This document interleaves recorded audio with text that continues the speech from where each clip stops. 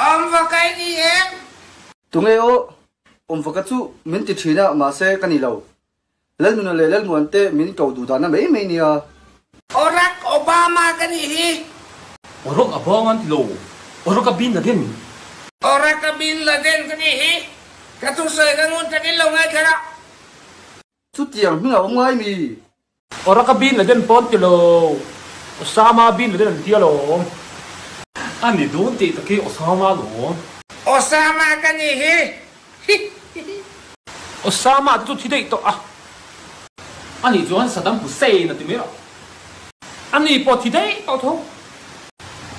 Bây giờ cho cái gì xóa lột mèo băng băng hộp vậy. Ulan muan, apa tu puisa apa dia tu su, aneh tu orang lo, min siapa ula, lalu papuna biar lo nak silam jauh.